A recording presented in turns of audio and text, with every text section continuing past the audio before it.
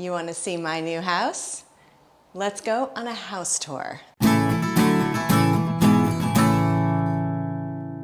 Hey everyone, welcome back. My name is Manya and I have moved to Nagoya, Japan from Fort Worth, Texas. I'll be here for approximately 2 years. My husband is working here and we spent the first month in a hotel and we have finally moved into our new house. We have our bare bones furniture and we still have a lot we need to buy, but today we get all of our shipped items delivered. So before they come here with a million boxes and clutter up the house, I thought I'd give you a tour. So let's walk through it and see it. So let's start with the front. Yes, this is the front.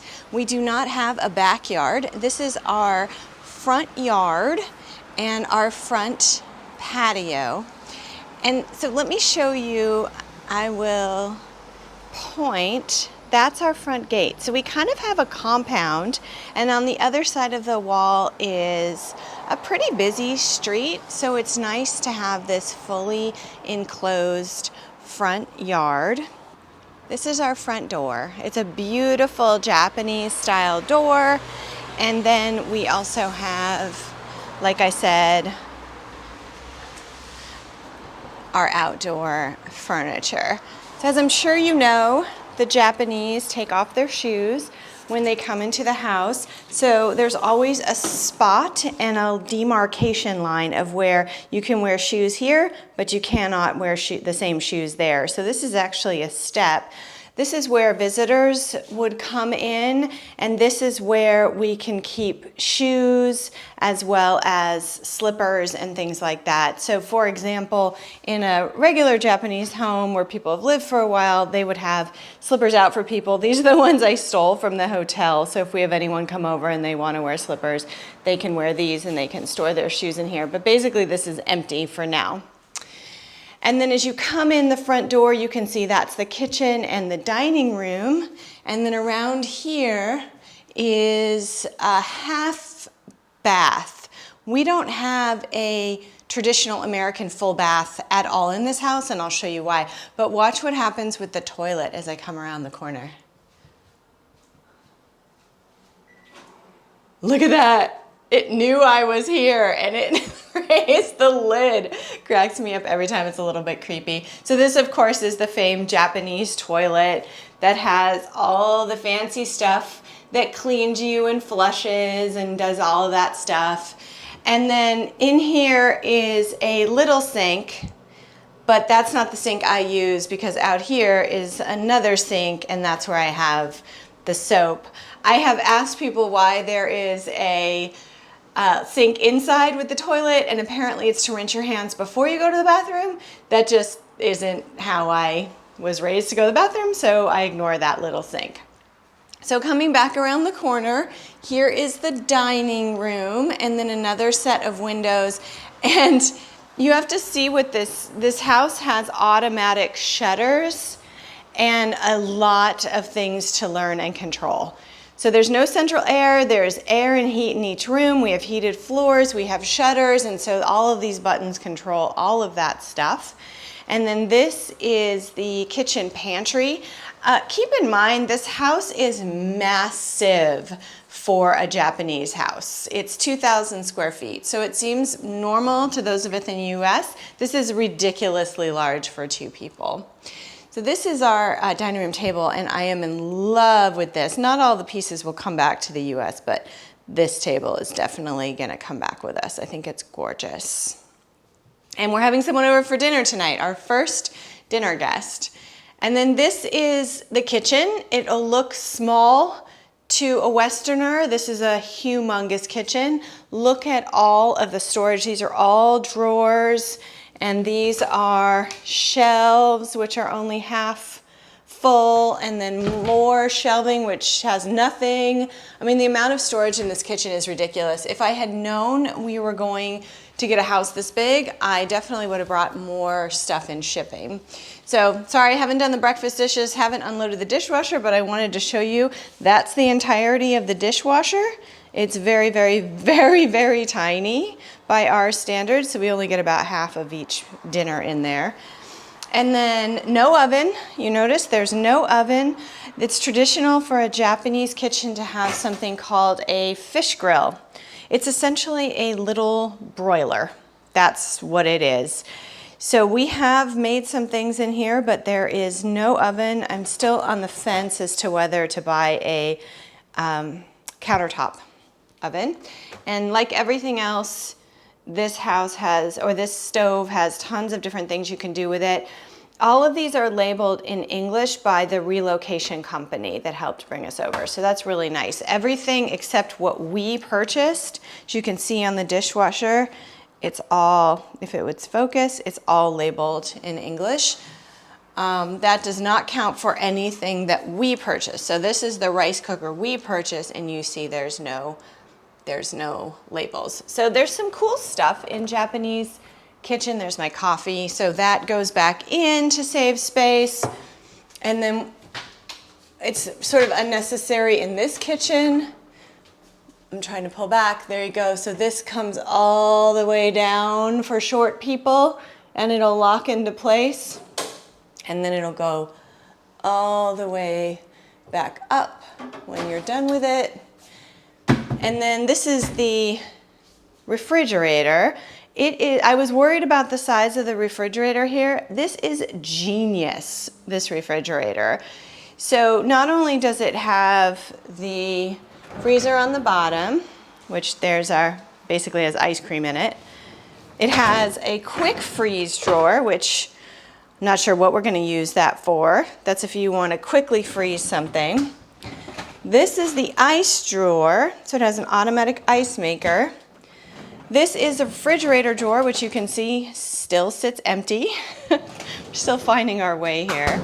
And then check out these doors. Watch. Woo! So exciting. So there's nothing that makes me happier than a refrigerator full of healthy food. I'm very excited to be eating at home again. And then this is how you make ice. So it's a water reservoir. So with this refrigerator, you do not have to be connected to a water line, which I think is genius. Okay, moving on.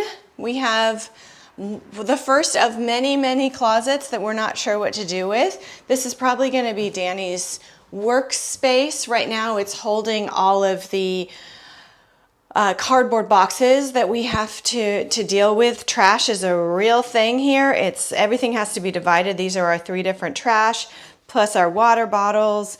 I'm still figuring out the trash situation. When I take you outside, you'll see I'm still figuring it out. So let's go upstairs. These stairs are so steep.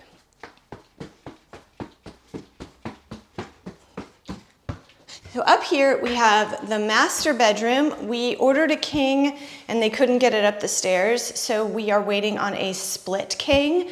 And in the meantime, we're sleeping on the guest bed, and I'll show you that.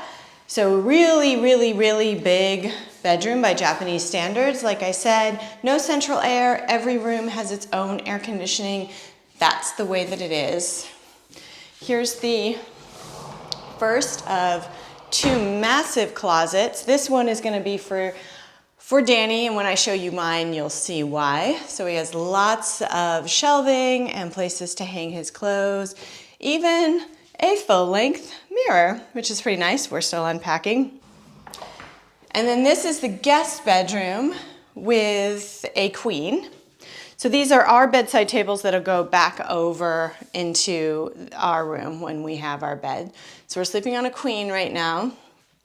And then this is the closet that I chose for myself. It's pretty it's a mess. I'm just warning you. It's pretty masculine, but as you can see, the system, look at all this organization. I just have to get all my clothes here so I can take the time to set it up.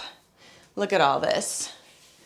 So much. I only have like 6 hangers that I stole from the laundry service at the hotel. And then this is a little vanity that we bought for me. And this, if there wasn't stuff on it, flips up so this becomes a full-length mirror. And then on the landing, we have another gigantic closet. One of the issues with these closets is they don't have any system set up. So you see I just have right now a fitted sheet on the floor. So this is so big. I don't know if it's translating on the camera, but it's really, really large and I don't know what to do with it. I think we're gonna have a couple of closets that are just empty. And then this is another half bath. This is what I would consider a traditional Western half bath. So it is just a toilet. This one doesn't have a fancy lid that pops open. That odd sink and then another sink out here. So this is for late night going to the bathroom so you don't have to go down the stairs. Then we have another massive closet with nothing in it, but we did buy a system for this. This is gonna be where, like a linen closet, towels and things like that. Danny's suitcase, he has to get that out of there. And then here is, I guess, another half bath, and this is where it gets interesting because this is the bathroom that has the laundry right here. This is a washer dryer combo, but we're never running the dryer. It's very terrible and it doesn't dry anything. And so we are doing the traditional thing, which is to dry in the shower. So that is what I'm going to show you. I currently have the dryer on and I am drying this morning's load of clothes. So in a Japanese bathroom, the entirety of it is the shower. So when you come into shower, you see this whole room is shower. There's the shower head. So you just shower right on the floor and then you would take a bath. So traditionally you don't hop into the bath dirty. You get into the shower, clean yourself off, and then the whole family showers. So first the dad, then the mom, then the kids, and they all use the same bath water, which is fine because it's clean. And then our shower also doubles as a clothes dryer. So we have this whole system. This is right here. It says dry course. These are all literal translations. So this is how I'm drying, and it's gonna go for another 2 hours, and it dries beautifully, a small amount of clothes. And then two more rooms downstairs. This first one is what's called a tatami room. And this is a traditional Japanese room. These are tatami mats. If you've ever gone to a Japanese restaurant and sat on the floor, you most likely sat on a pillow on one of these mats. This was, or could be used as a bedroom. So technically this is a 3-bedroom house. This room also doubles as a room for tea ceremonies, for gatherings when you have people over. There's traditionally a table right in here, and then these can be used as altars and shrines. And this closet is where people would store futons. So if this was a bedroom, you would fold up the futon mat and then pull it onto the mat down here and sleep on it at night. This room is a challenge for us. It's just sort of extra square footage that frankly we don't need. Today, I think I'm gonna fill it with all the boxes. Hopefully, if they're clean, you have to be very careful of these mats. And then finally, the last room is the living room. And this room is gorgeous. Look at this beautiful wall. This painting came with it. This is a stone, it's a stone wall. And then the ceilings, I don't know if you can see it, they look like reeds to me, some kind of reeds. And then we have this huge plate glass, sliding glass door that leads out to the front. And then at night, the shutters come down and we close these traditional sliding doors. We got a huge couch, huge by Japanese standards. Haven't gotten a blanket yet, so forgive me. And then this coffee table and the TV. Before I go outside, because I'm gonna have to change my shoes, this is probably the largest shoe closet I've ever seen in my life. So once all of our shoes come, all of our shoes will go in here. Danny just bought that to sit on to put his shoes on and off. This is my shopping cart that I walk up to the grocery store, which is about a 5-minute walk. And then shoes. And obviously once our delivery comes, we'll have a lot more shoes. My backpack. Japanese public bathrooms don't tend to have paper towels, so everyone carries a little towel to dry their hands. And then over here is even more storage for who knows what, maybe more shoes. And then right now you'll see, because I'm gonna go outside, I'm changing my shoes.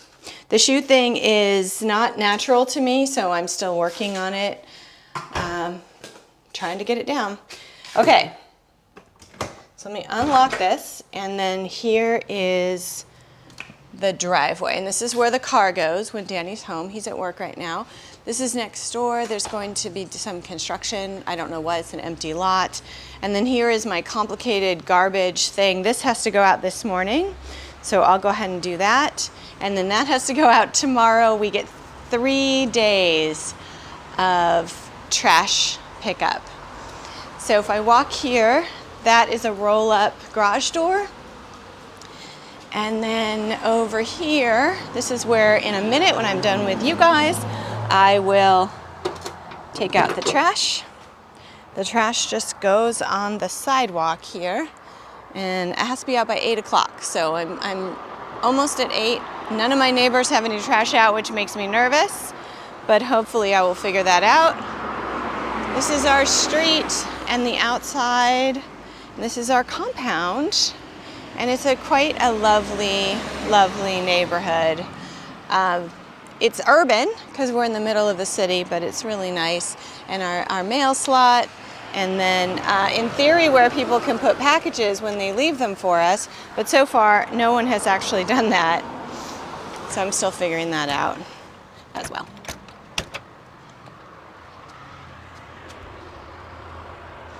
Okay, well, that's the house. And if you're interested, I'll show you another tour once we are done unpacking and we have all of our furniture. We're heading to one of the military bases this weekend to get some stuff that we can't get here. There's a grocery store where I can get things like canned black beans, which you cannot find here. And then we're gonna buy a grill and some weights for me so I can work out at home. Just things that have been difficult to find here. So that's up by Tokyo. So it's about a 4.5-hour drive. We're gonna go up on Saturday, come back on Sunday, spend the night on the base. So lots and lots of adventures to go, but I hope you enjoyed our new beautiful Japanese house, and I'll see you in the next video. Bye.